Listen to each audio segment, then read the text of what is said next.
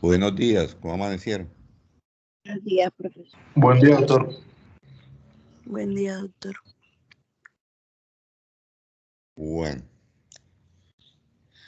entonces estamos viendo las causales de impedimento y recusación. Creo que quedamos por la causal novena, ¿cierto? No sé si la vimos la 9 o la... Vamos a volverla a leer, la 9, por favor. Alguien que tenga el código, la causal 9 del artículo 56.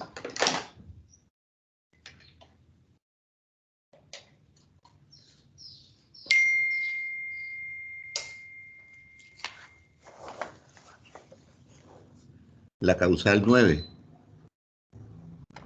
Nadie tiene el código.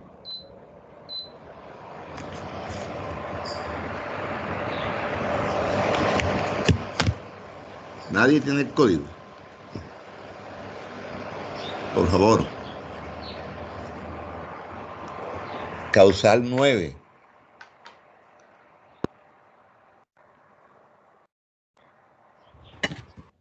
Ya va, profe.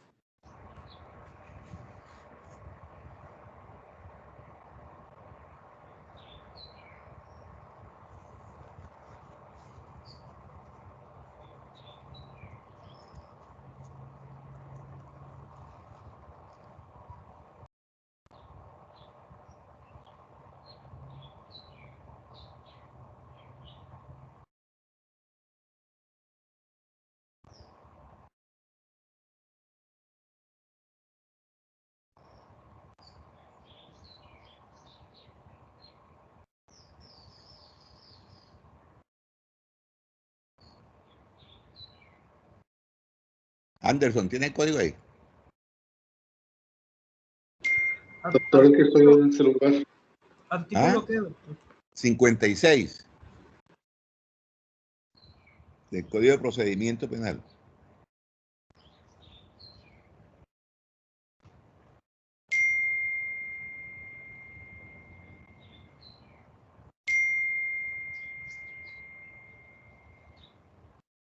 Causal novena. Son 15 causales.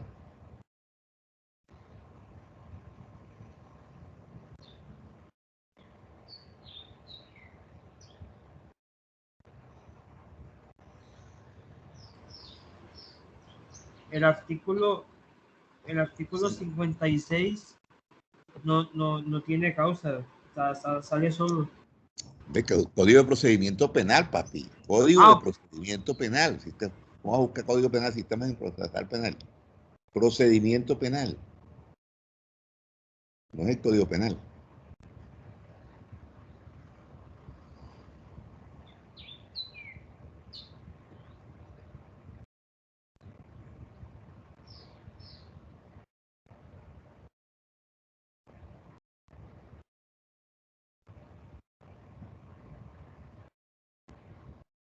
La causal novena dice que el funcionario judicial, su cónyuge o compañero, compañera permanente o pariente dentro del cuarto grado de consanguinidad o civil o segundo de afinidad, sea socio en sociedad colectiva de responsabilidad limitada o en comandita simple o de hecho de alguna de las partes del denunciante, de la víctima o del perjudicado. Bueno, entonces, que el funcionario judicial sea socio en sociedad colectiva, comandita simple, sociedad de hecho o limitada, ¿sí?, de el denunciante o cualquiera de las partes o la víctima. A ver, ya les expliqué en la clase anterior, y les vuelvo a reiterar, que hay sociedades de personas y sociedades de capital. ¿Qué quiere decir una sociedad de personas? Una sociedad de personas es una sociedad que se integra o se forma en consideración a la persona de los socios. Es decir, por los vínculos familiares, por los vínculos profesionales, por el conocimiento y la intimidad que existe entre esas personas. Eso es lo que se llama sociedades de capital, de personas. Y las sociedades de capital son generalmente las sociedades anónimas, ¿sí? Que no importa quién sea el socio, sino que aporte los valores que corresponden a las acciones, por ejemplo, ¿sí? Entonces, por eso es que el código no habla de toda clase de sociedades, sino sociedades colectivas, que son las que tienen un socio gestor y unos socios comanditarios. Entonces, generalmente estas son sociedades entre padres e hijos, entre hermanos, entre familiares, ¿sí? Ustedes ven en la calle Leonidas Lara e hijos, hijos de Domingo de Ambrosio Limitada, hermanos Mancuso Limitada, hermanos Bianchi Limitada. O sea, ¿qué quiere decir ese tipo de sociedades? Que son sociedades que se constituyen entre personas de un mismo apellido, de una misma familia, ¿ya? ¿Sí? De tal manera que no todo el mundo puede entrar a esas sociedades, sino las personas que pertenezcan a ese núcleo familiar, ¿sí? Entonces, tienen que ser personas muy cercanas. Pero si es una sociedad anónima, doctores, por ejemplo, Fabricato, Coltejer, Ecopetrol, que es anónima, que es sociedad del Estado, pero anónima, Bavaria, ese tipo de sociedades que son de capital, ahí no hay ninguna cercanía familiar, no hay vínculos familiares de ninguna naturaleza. Allí, el que entró fue porque él pagó el valor que valen las acciones y no hay ningún problema para cambiar de Rosario Polo a Luis Gutiérrez, por ejemplo. ¿Ya? ¿Sí? Eso es lo que se hace.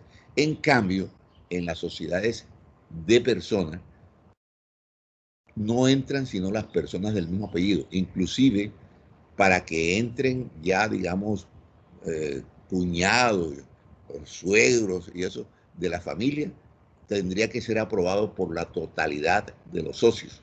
Si no, no puede entrar. Repito, porque esas sociedades de personas se constituyen en consideración a la persona de los socios, es decir, generalmente tienen que ser del mismo apellido, de la misma familia, de la misma estirpe, si se quiere, ¿sí? Entonces, por eso es que el legislador habla de ese tipo de sociedades.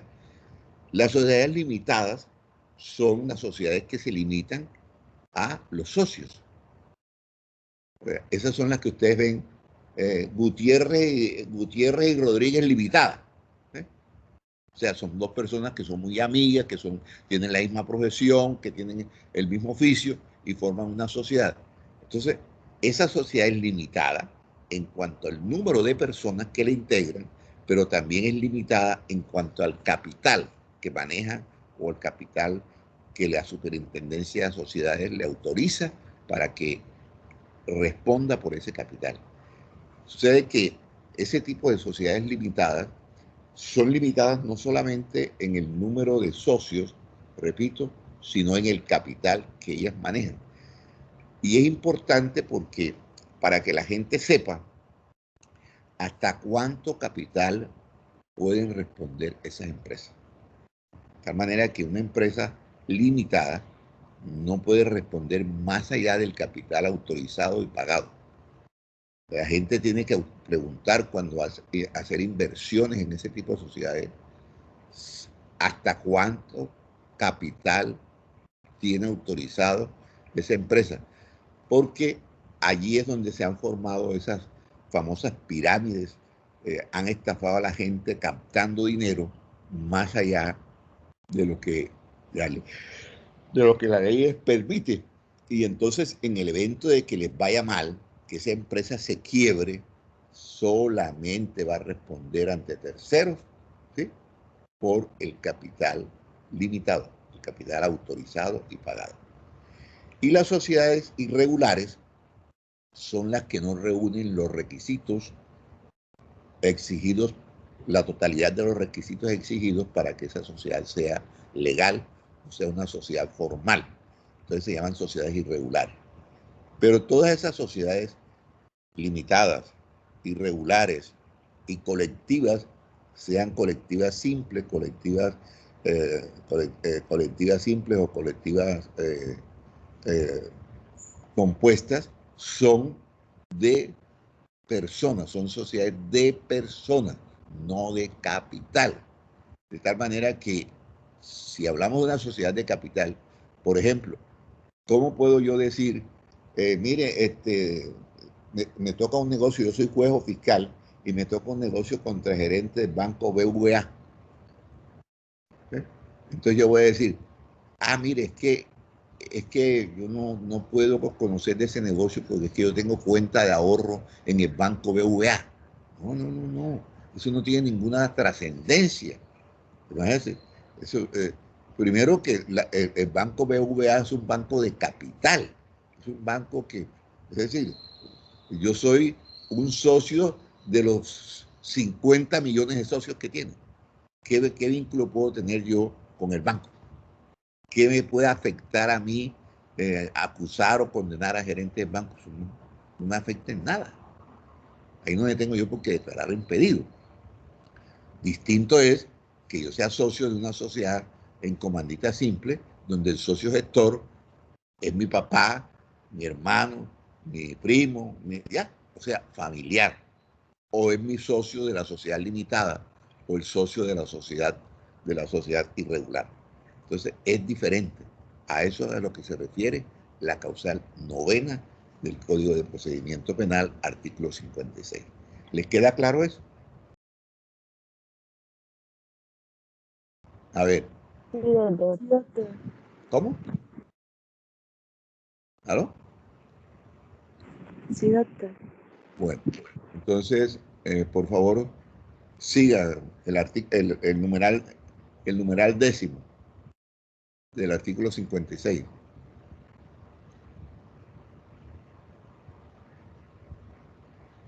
Anderson, ¿tiene él? Dice que el funcionario judicial sea heredero o legatario de alguna de las partes, del denunciante, de la víctima o del perjudicado, o lo sea su cónyuge o compañero o compañera permanente, o alguno de sus parientes dentro del cuarto grado de consanguinidad o civil o segundo de afinidad. A ver, si el juez, su cónyuge, compañero o compañera permanente, sus parientes dentro del cuarto grado de consanguinidad, segunda afinidad, primero civil, si cualquiera de ellos es heredero o legatario de alguna de las partes que están en el proceso. A ver, ¿qué significa ser heredero? A ver, ¿qué es eso de ser heredero?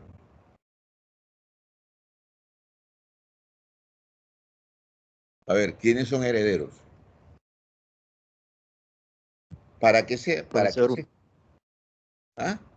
una persona que haya sido designada pues para recibir una herencia, o sea, sustituir al fallecido en sus derechos y obligaciones. No, pero a ver, de acuerdo con la ley, el heredero es el ascendiente, el descendiente, el colateral. Para eso es que se aprenden ustedes los órdenes herenciales o hereditarios. Es precisamente para saber cómo se va a repartir la herencia.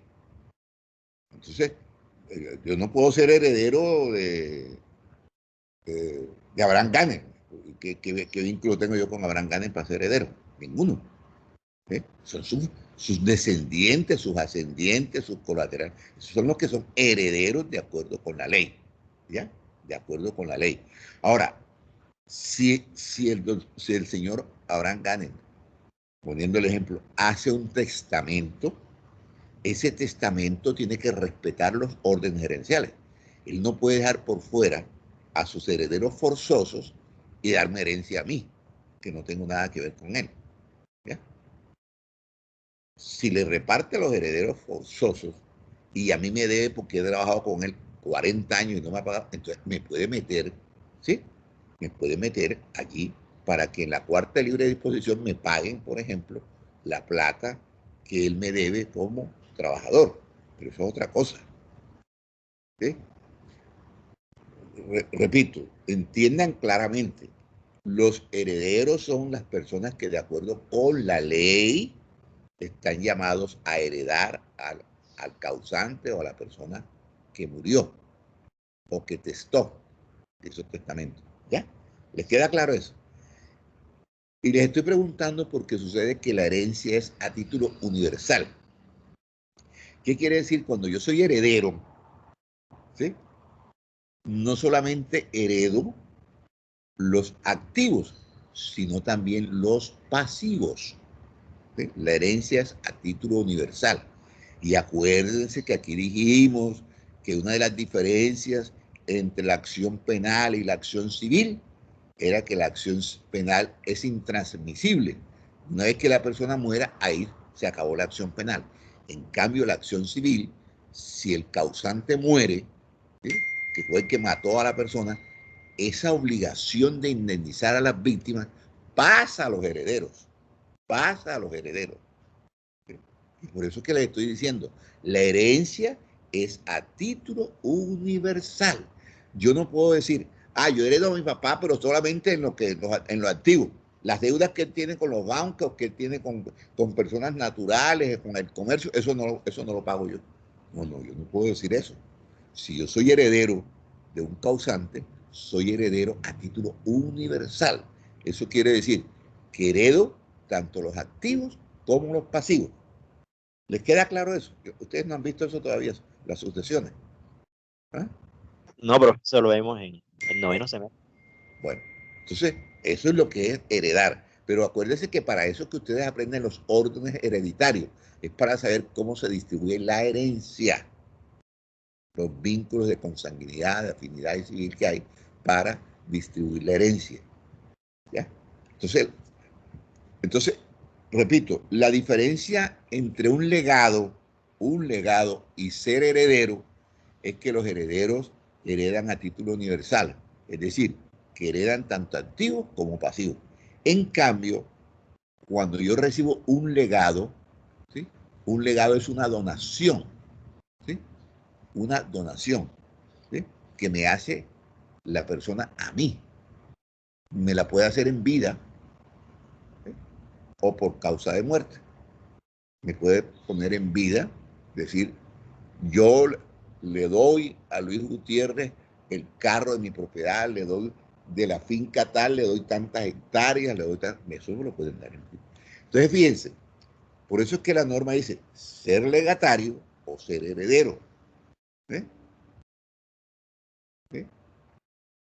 Entonces, por eso, ¿cuál es la causal? La causal es que el juez, el fiscal, funcionario judicial, su cónyuge, compañero o compañera permanente o sus parientes dentro del cuarto grado de consanguinidad, segundo afinidad o primero civil, ahí están los órdenes hereditarios, sean herederos o legatarios, ¿sí? De la persona que se está investigando, que se está procesando. ¿Ya? Que sean herederos o legatarios. Entonces, por eso le estoy diciendo, ser heredero es ser una de las personas que va a heredar a esa persona a título universal. Es decir, tanto en los activos como en los pasivos. Pero ser legatario es que solamente voy a recibir una porción. Acuérdense que si la persona testa, ¿sí? Se hace testamento, el testamento tiene que colocar allí a las personas que forzosamente dice la ley que son herederos. Pero la herencia se divide en 4 partes, ¿sí? Y una de esas 4 partes se llama de libre disposición.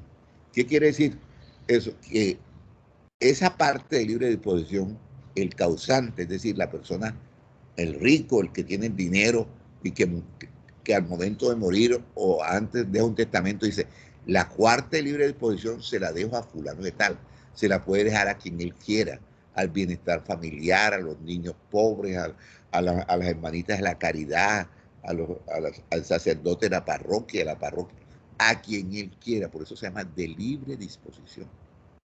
Ahí no se pueden meter los herederos, porque si él testa y le dio a cada uno de los herederos forzosos, esa cuarta de libre disposición se la puede dar a quien él quiera.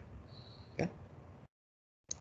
Y en vida a la persona, porque en Colombia generalmente la herencia es mortis causa, es decir, por causa de muerte. No se puede, antes no se puede, ahora ya hoy una porción de la herencia, eso lo van a aprender ustedes, se puede dar en vida. Antes eso no se podía hacer, pero ahora se puede dar en vida parte de la herencia a sus herederos. ¿Eh? Entonces, en vida se podía dar una donación a un heredero o a cualquier particular. Porque como la sucesión es mortis causa, a mí no, los hijos no me pueden heredar mientras yo esté vivo. ¿Sí? Entonces yo le puedo dar en vida a quien yo quiera, pero no como sucesión, sino como un legado. ¿Sí? Un legado es lo mismo que hacer una donación a esa persona. Y esa donación tiene que pagar unos impuestos en la DIAN y tiene que ser mediante un documento y todo, ¿sí? Para que eso quede claro y ese documento se registra y todo. ¿Ya? Eso se llama un legado. ¿Ok? Entonces, por eso le estoy explicando los términos heredero y legatario. ¿Les quedó claro eso? Sí, señor. Bueno, ok. Causal 11. Dice que antes de formular la imputación, el funcionario judicial haya estado vinculado legalmente a una investigación penal o disciplinaria en la que le hayan formulado cargos por denuncia o queja instaurada por alguno de los intervinientes. Si la denuncia o la queja fuere presentada con posterioridad a la formulación de la imputación, procederá el impedimento cuando se vincule jurídicamente al funcionario judicial. Bueno, entonces, tiene dos momentos. La causal 11 dice, si por ejemplo, yo soy juez y sucede que una de las partes que está ahí en el proceso, sea el procesado, el defensor, ¿sí?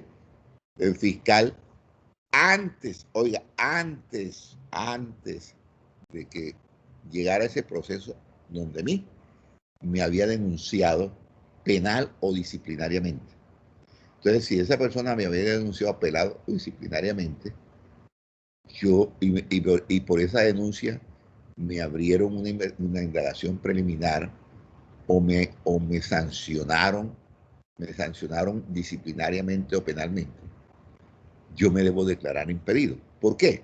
Porque se supone que me sancionaron disciplinariamente o penalmente. Yo debo sentirme herido, debo sentirme enemigo de esa persona, ¿cierto?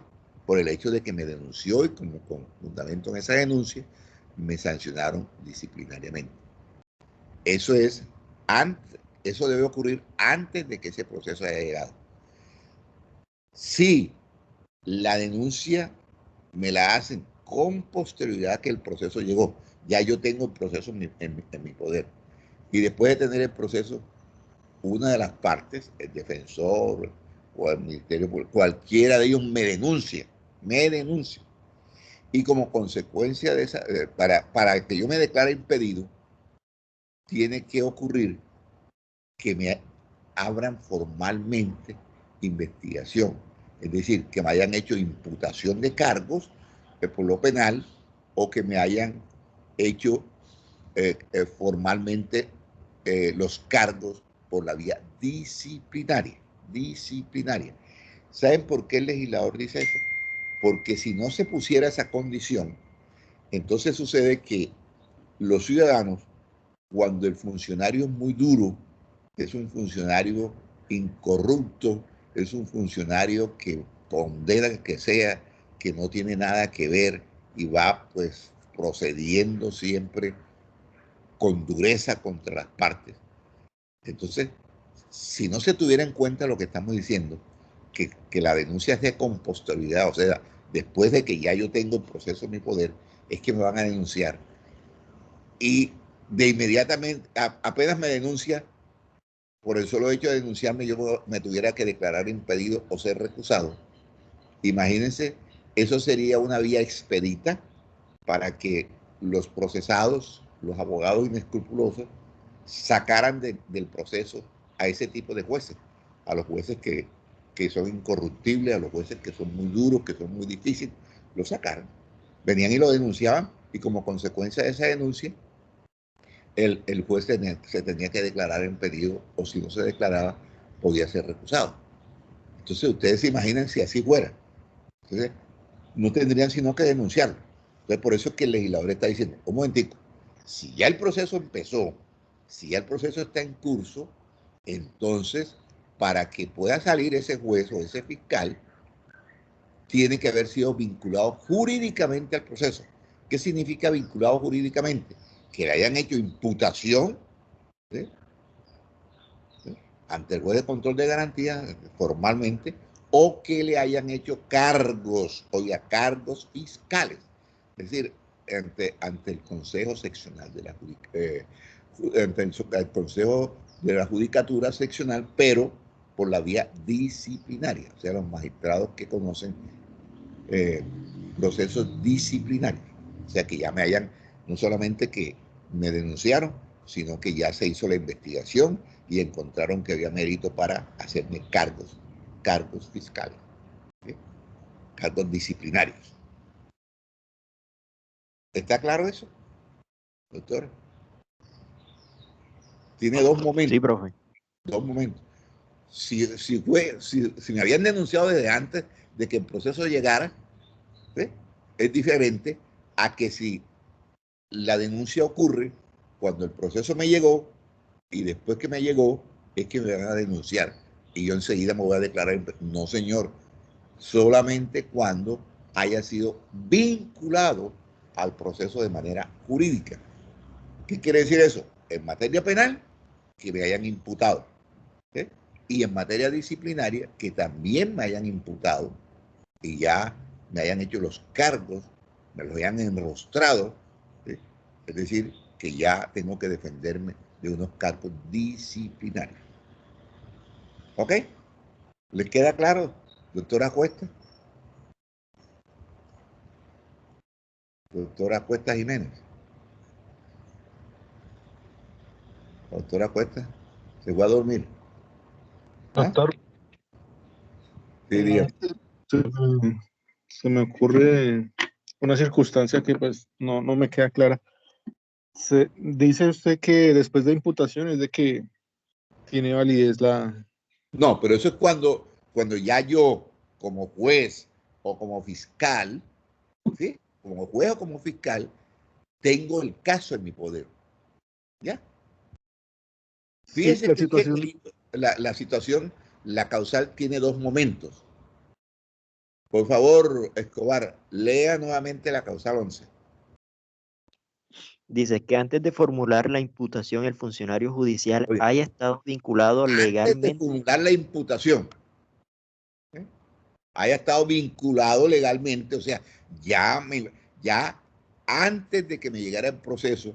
Por ejemplo, Anderson, en un proceso anterior, ¿sí?, me denunció a mí y por esa denuncia que él me hizo, me vincularon legalmente al proceso.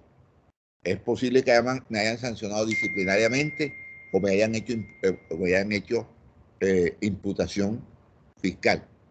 En ese evento, cuando me llega el negocio, a mí, inmediatamente yo digo, un momentico, yo me declaro impedido porque el señor Anderson, en un proceso de fulano contra fulano, me denunció y me hicieron cargo, por lo tanto, es mi enemigo, no me siento en condiciones de fallar este proceso.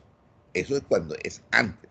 Pero si Anderson no me había denunciado y ya yo tengo el negocio en mi poder, soy el juez, y entonces ahora él me denuncia, nunca me había denunciado, pero para sacarme del proceso me denuncia. Sí, como para que eso no aparezca como que es para sacarme del proceso, ¿sí? Entonces, dice el legislador, solamente cuando me hayan hecho imputación por la vía penal o me hayan hecho imputación por la vía disciplinaria es que me tengo que declarar impedido, no antes.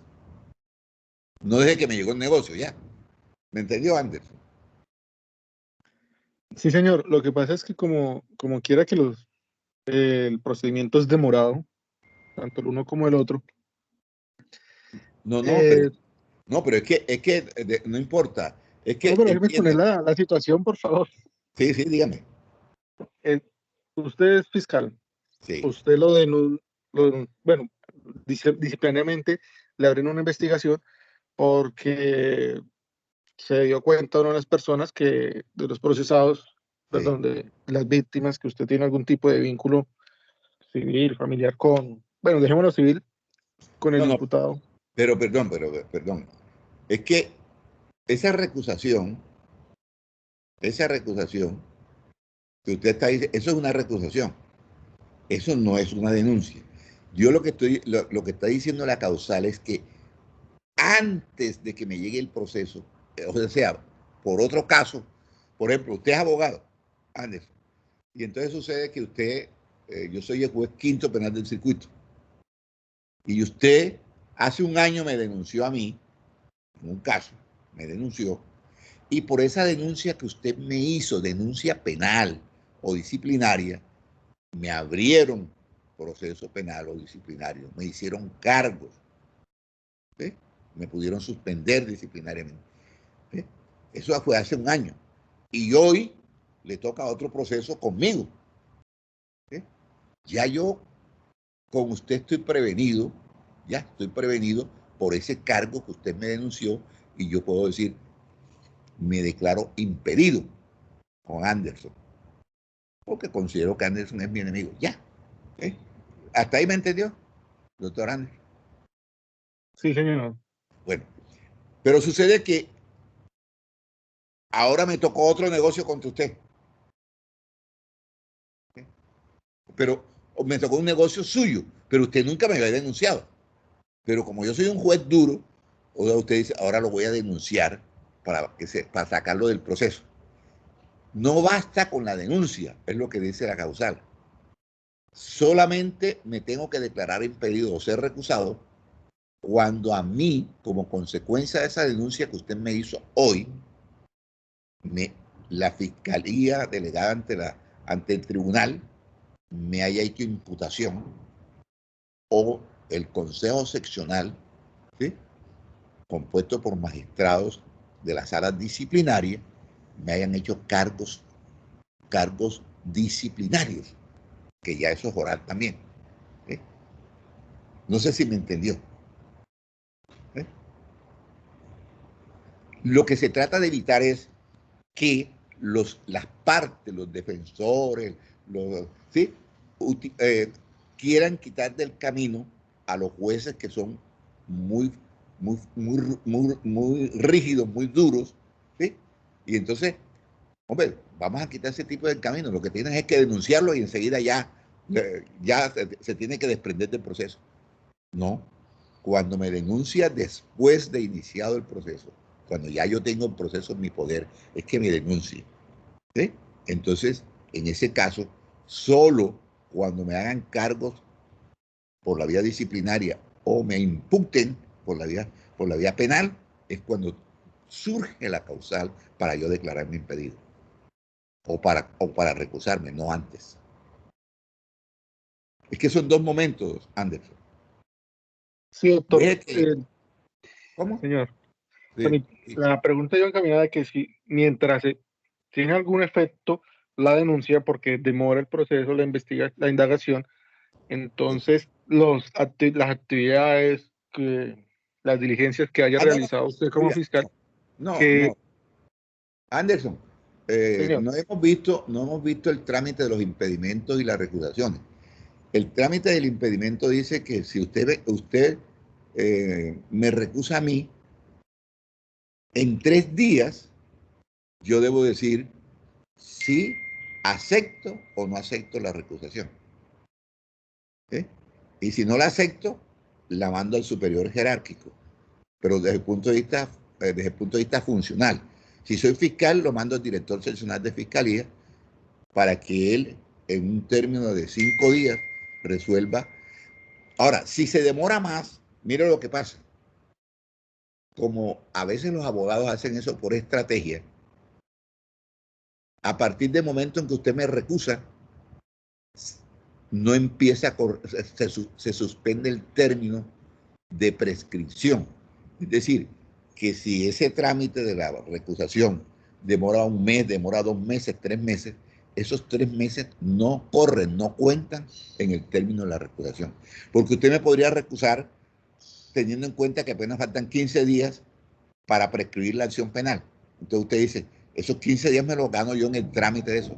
Entonces el legislador ya le salió al paso a eso y dijo, un momentico, si usted recusa al juez, el término de recusación, el término de prescripción, no cuenta, no corre. ¿Ya? Y con eso neutralizaron la posibilidad de que ese término se vaya a contabilizar y que cuando se vaya a resolver ya esté prescrita la acción penal, porque ese término se suspende allí y no corre. ¿Sí? Si demora 3 meses, 4, esos 3 meses no cuentan para la prescripción. ¿Ya? Ah, listo, doctor, gracias. Ya, eso era lo que le preocupaba a usted, todo lo que se demorara. ¿Era eso?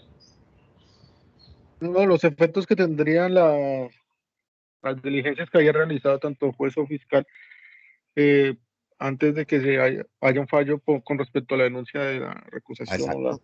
Sí, imagínese usted qué tal. Pero en cambio, en el primer caso, ya eso se resolvió. Ya a mí me sancionaron, ya a mí me imputaron, ya, ¿me entiendes? Para mayor claridad, ahora ya vuelva a escuchar lo que va a leer Escobar, vuelva a leer la causal 11, Escobar.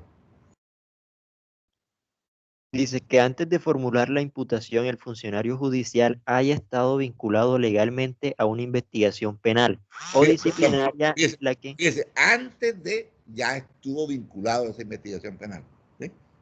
¿Sí? Siga, Escobar. Bueno, dice, si la denuncia o la queja fuere presentada con posterioridad a la formulación de la imputación, procederá el impedimento cuando se vincule jurídicamente al funcionario judicial. Ya, ¿se da cuenta, doctor Escobar? ¿Le quedó claro que es así como yo le estoy diciendo el ejemplo?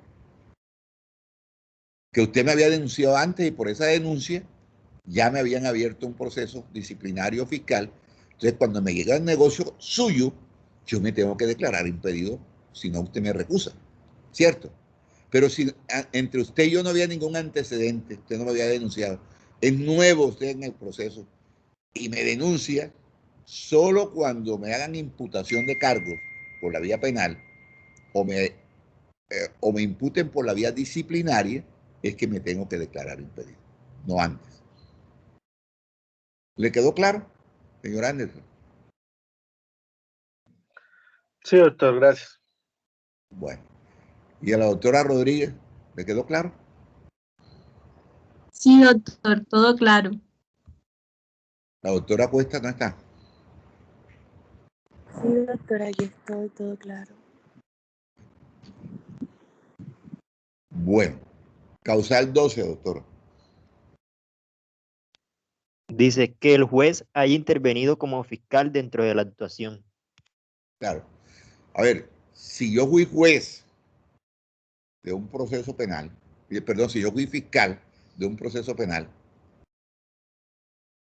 ¿cómo voy a fallar ese proceso después si yo ahora soy defensor? Si ya yo había sido fiscal, no puedo ser parte en el proceso. ¿O cómo voy a ser juez del proceso donde yo había sido fiscal y ya me había formado un criterio, un concepto sobre ese asunto? ¿Será eso posible? ¿O cómo voy a ser ministerio público? Si ya yo antes había sido fiscal de ese asunto y también me había formado un criterio, un concepto. Acuérdense que por allá dijimos haber emitido concepto, haber dado consejos, ¿se acuerdan?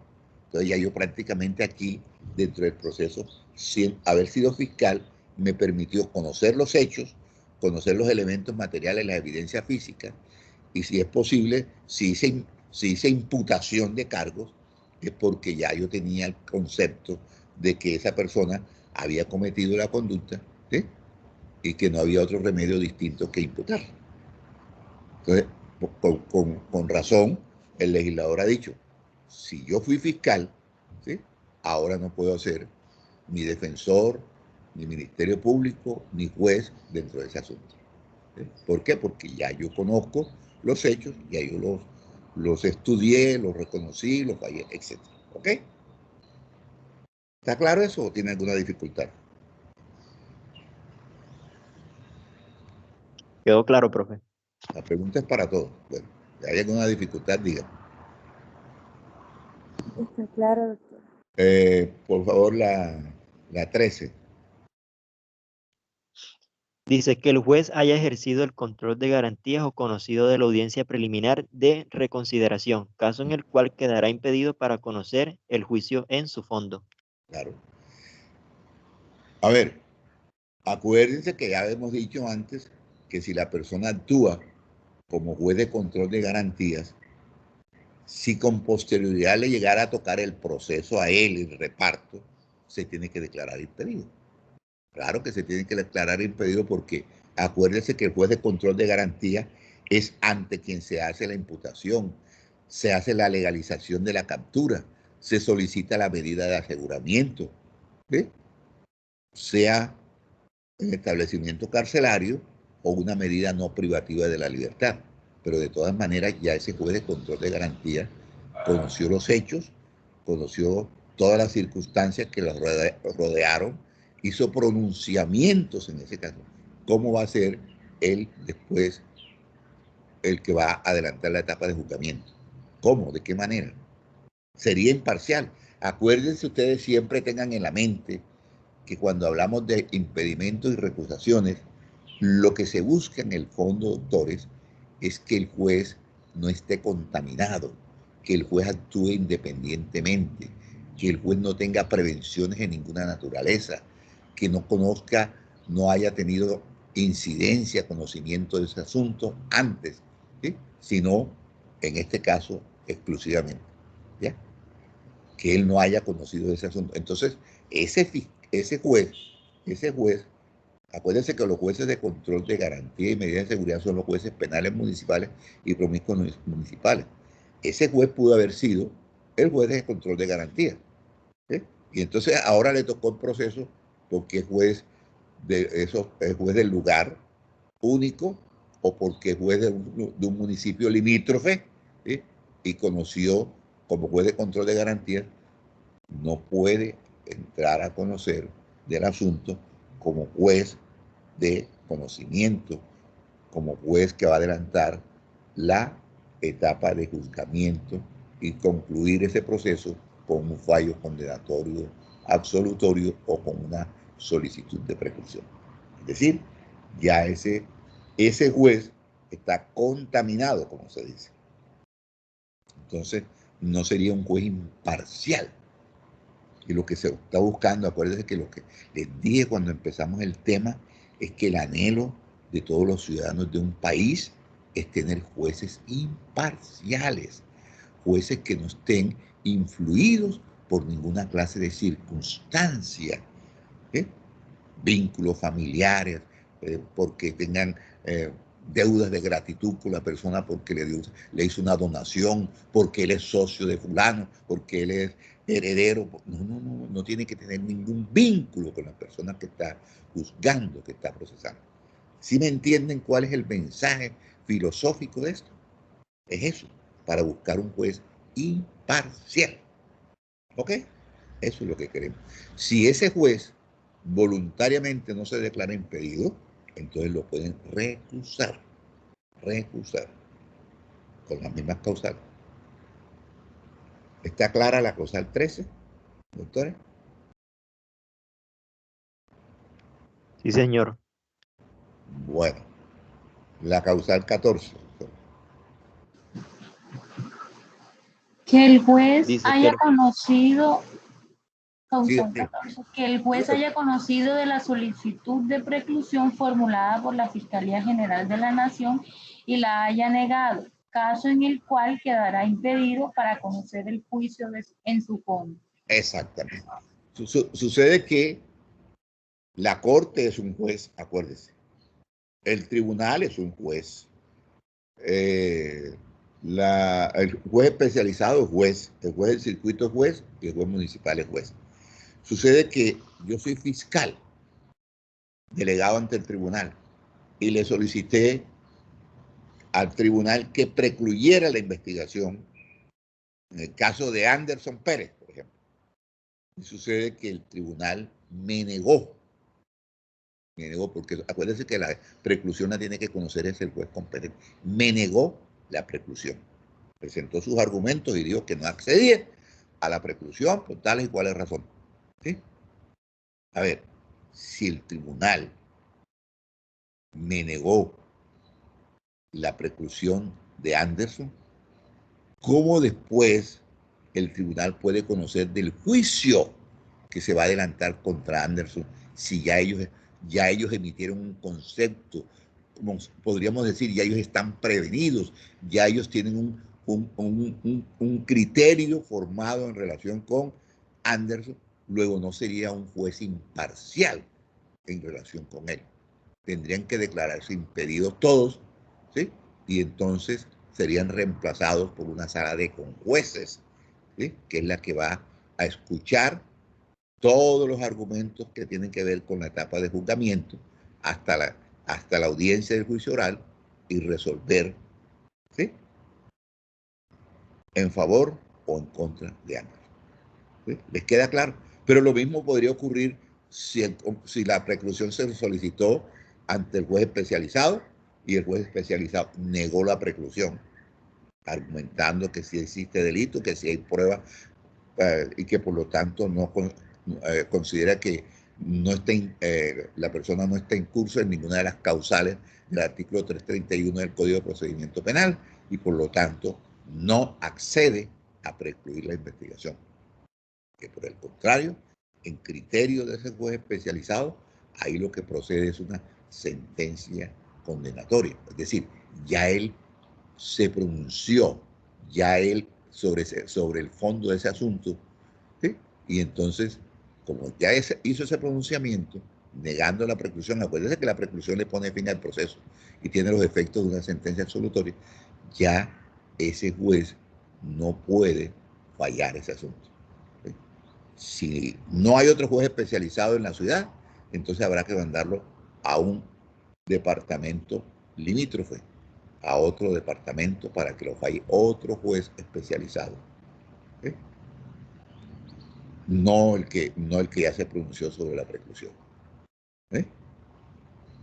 Es que eso me parece claro y evidente, porque ya ese juez emitió un concepto, ya tiene un criterio formado, luego en la etapa de juzgamiento no tiene garantías ese juez, ese procesado, de que lo vayan a absolver, porque ya ese juez emitió un criterio, un concepto, y ese concepto es adverso al procesado.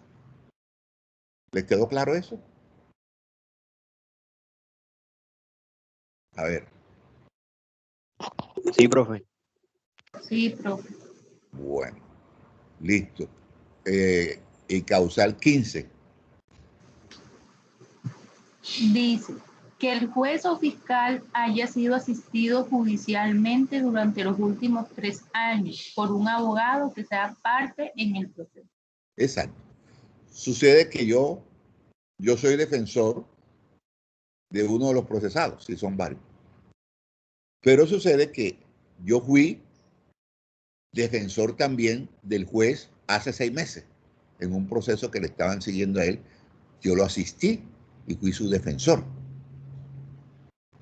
Es decir, mire que ese juez no puede ser imparcial en ese proceso porque es posible que tenga una deuda conmigo, es posible que no haya pagado todos los honorarios y me quiera hacer un favor para que yo no se los cobre.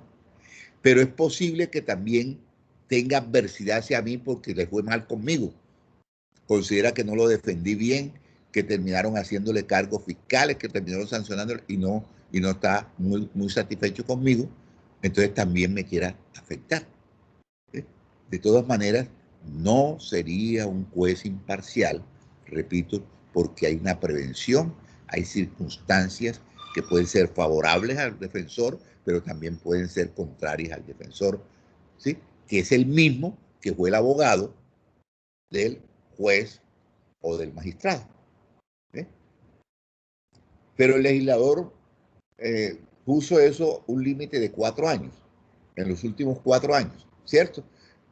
Para que no vaya después a decir, porque de pronto podría el juez decir, yo me declaro impedido porque el doctor Luis Gutiérrez, que es defensor del procesado, hace 10 años, ¿sí?, atendió un proceso en contra mí. Ya eso no tiene trascendencia. Hace 10 años ya eso todo pasó y todo, ¿sí? Bien, ya tendría que alegar otra causal diferente, pero no esa, ¿sí? Por ejemplo, que es enemigo mío, que es amigo mío íntimo por otras razones, pero no podría alegar esa causal, porque el legislador dijo que es en los últimos 4 años. ¿Les queda claro eso? O sea, que una de las partes que está allí en el proceso, yo dije defensor, pero puede ser el fiscal, el que hoy es fiscal, fue defensor del juez. ¿Sí? ¿Entienden? O fue parte civil en contra del juez, o sea, fue acusador de él. ¿Sí? Y el juez puede ser, como consecuencia de eso, puede tener animadversión o puede tener simpatía hacia ese defensor. ¿Les queda claro eso, doctores? Sí, Sí, doctor. señor, quedó claro. Bueno, Sí, doctor. entonces faltan 6 minutos para las 7. Hoy es 1 hora, ¿cierto? Vamos a pasar la lista.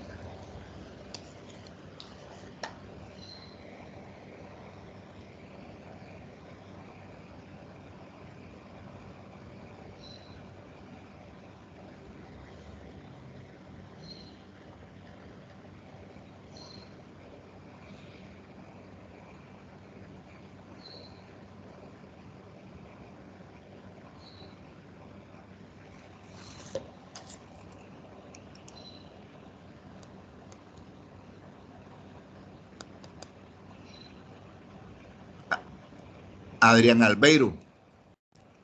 Presente, profesor. Buenos días. Buenos días.